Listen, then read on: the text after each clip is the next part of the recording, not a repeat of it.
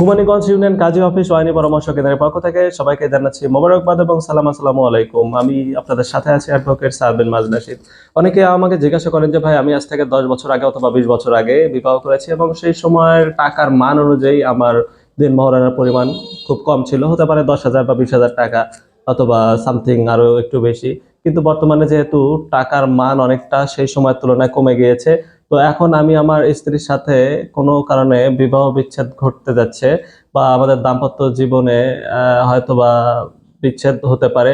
সেক্ষেত্রে এখন যদি আমার ওয়াইফ আমার নামে মামলা করে, বর্তমান টাকার মান অনুযায়ী কি এই মহারণার পরিমাণ বেশি হবে কিনা? তো এইটার উত্তরে এক কথায় না। আবার তারা বলে যে আদালত কি এই ক্ষেত্রে টাকার মান অনুযায়ী কম বেশি করে দিতে পারে কিনা, যেহেতু টাকার মান এখন কমে গেছে সেই সময়ের তুলনায়।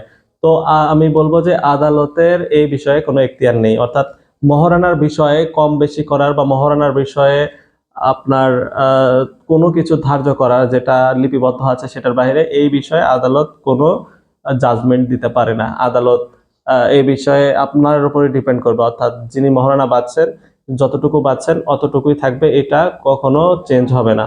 আশা করি বিষয়টি বুঝতে পেরেছেন।